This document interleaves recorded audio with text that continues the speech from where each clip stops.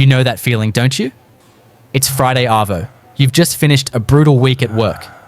Maybe you're standing at the checkout at Woolies, or maybe you're at the local pub waiting to tap your card for a schooner. You pull out your phone to check your CommBank or ING app, and usually this is the moment of dread. The moment your stomach drops through the floor.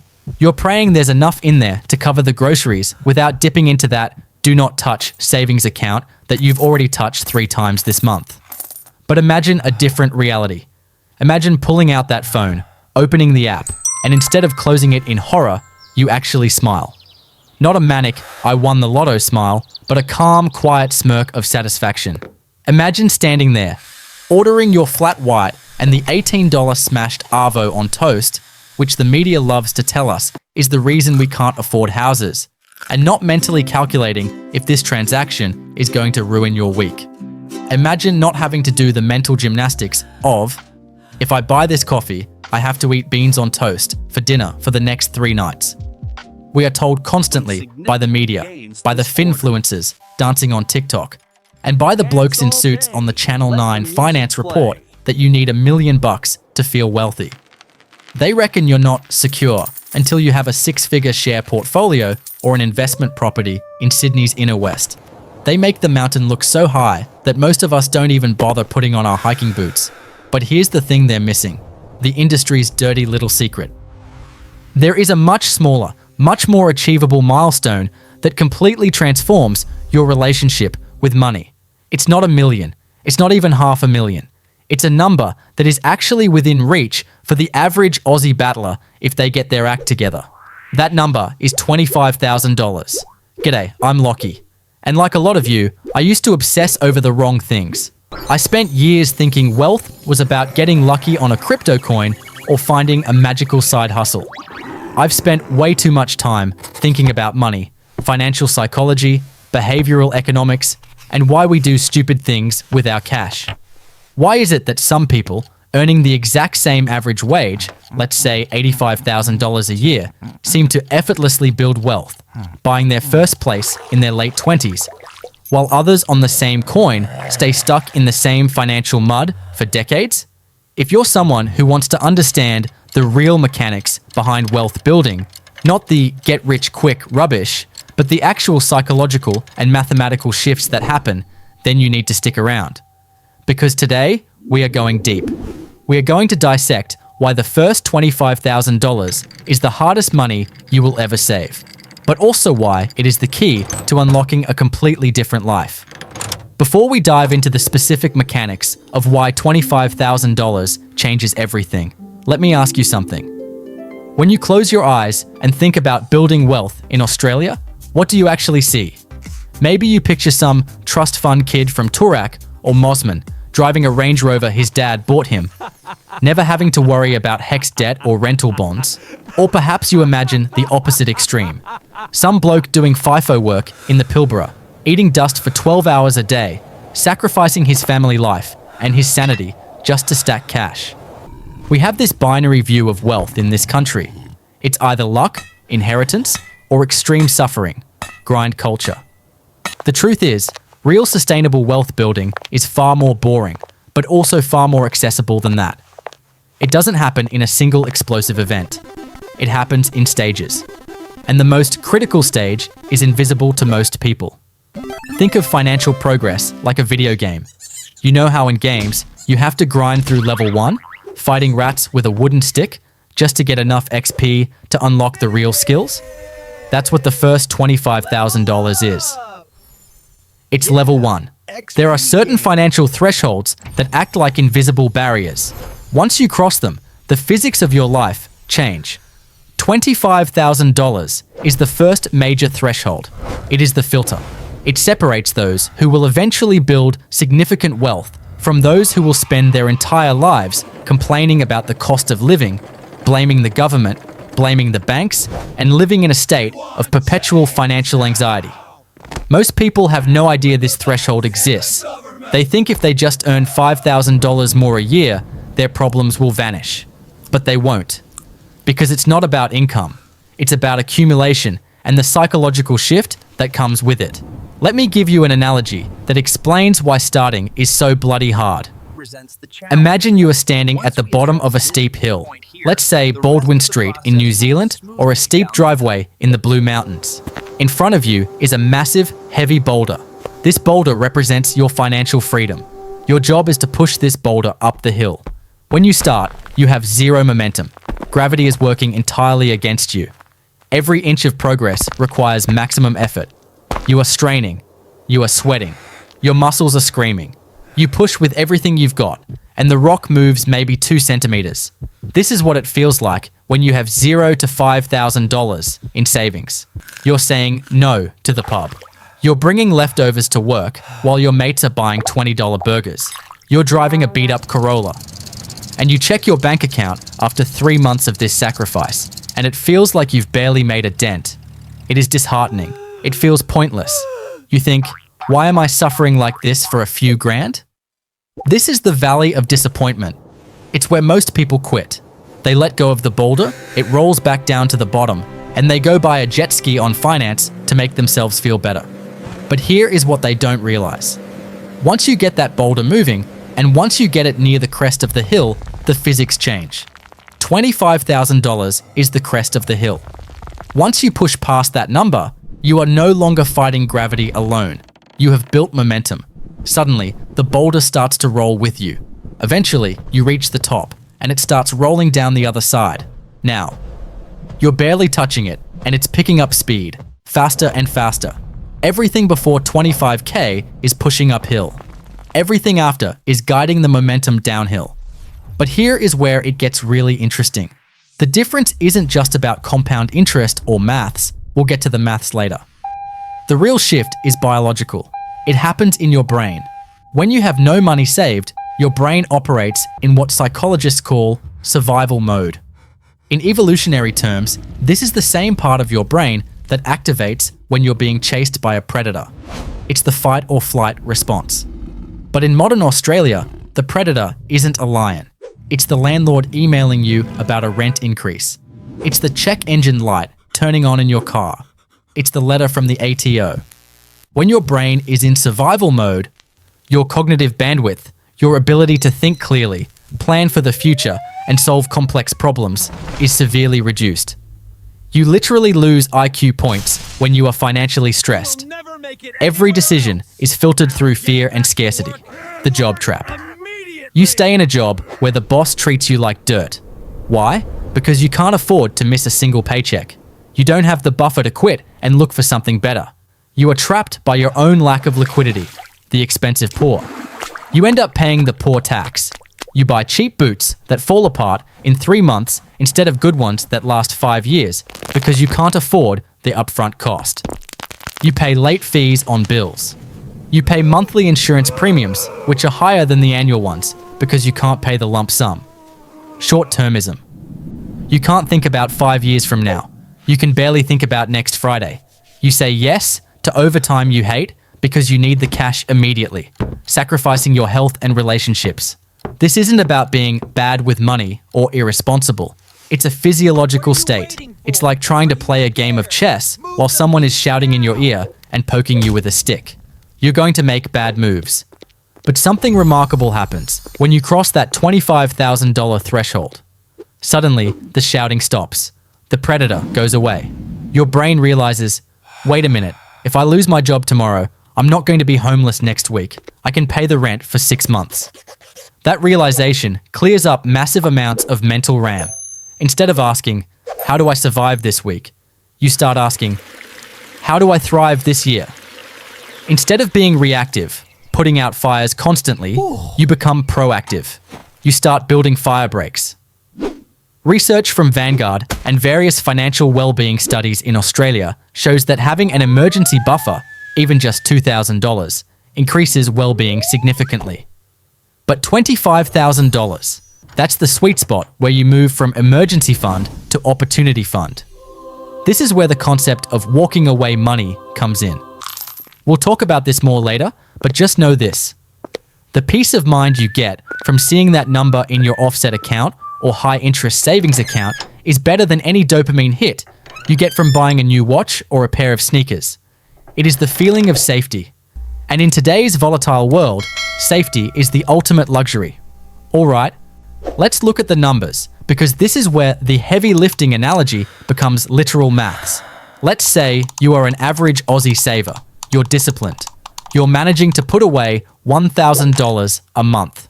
Now, getting to that first $25,000 is going to take you roughly 22 to 24 months, assuming you put it in a decent savings account earning 5% interest. That is 2 years. 2 years of grinding. 2 years of seeing your mates go to Europe for Euro summer while you stay home and work. 2 years of driving the old Camry. It feels like an eternity. This is why people give up. They think, 2 years for 25K? I'll never be rich at this rate. But here is the part that will blow your mind. Your second $25,000 doesn't take 24 months. Why? Because now you have the first $25,000 working alongside you. Let's say you invest that $25K into a diversified portfolio, like ETFs, returning an average of 8% per annum. That money is now generating $2,000 a year on its own without you lifting a finger. You are still saving your $1,000 a month, which is $12,000 a year, but your investment is adding another $2,000. Suddenly, you're saving at a rate of $14,000 a year. The timeline to get to $50,000 shrinks. Then, getting to $75,000 shrinks even more. By the time you reach a portfolio of around $100,000, the compounding really kicks in. And if you stick with it until you hit roughly $400,000. At that point, in a good market year, say 10% return, your portfolio generates $40,000. That's nearly a full-time minimum wage salary. Think about that. Your money is now earning as much as a human being working 38 hours a week at a cafe.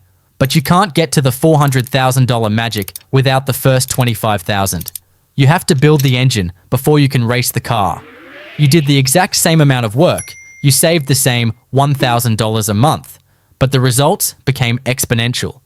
That is the power of compound interest. It rewards patience, not intensity. I want to circle back to the psychology because I honestly believe this is more important than the maths. When you hit $25,000, you stop being a consumer and you start being an investor and a saver. You have proven to yourself that you have discipline. We live in a consumerist society. Every billboard, every Instagram ad, every influencer is designed to separate you from your money. They use sophisticated psychological triggers to make you feel inadequate if you don't buy the latest iPhone, the new ute, or the trendy clothes. To save $25,000, you have to develop an immunity to that bullshit. You have to learn to delay gratification. This is a superpower. You become the type of person who looks at a $50,000 car loan not as a status symbol, but as a liability. You look at it and think, that's $50,000 that isn't compounding.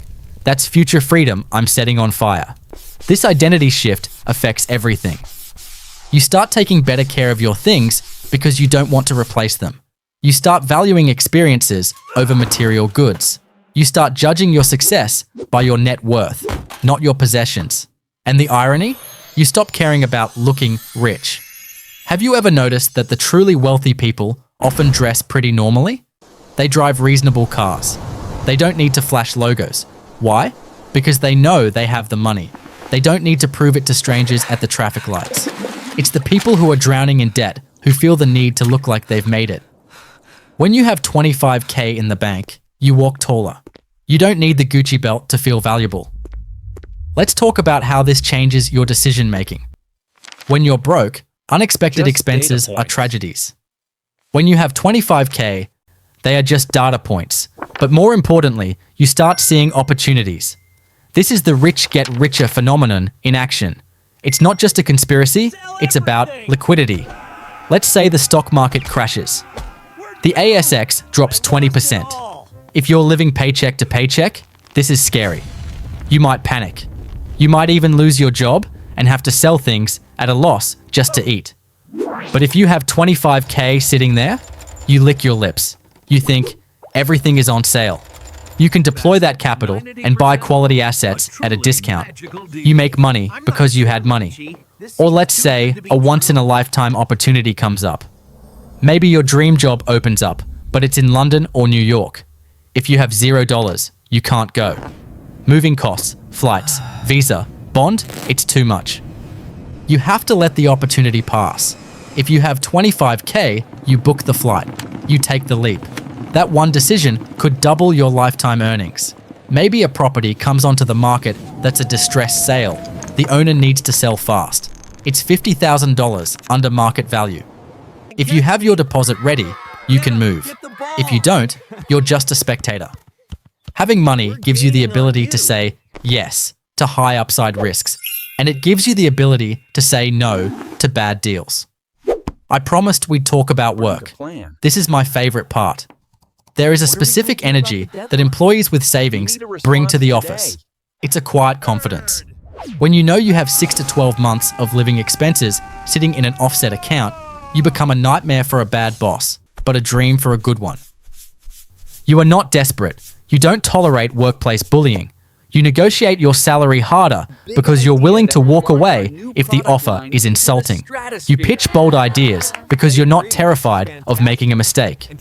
This is called FU money, or as I prefer in polite company, go to Buggery money.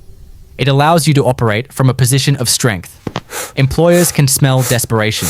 If they know you need the job to pay the mortgage next week, they own you.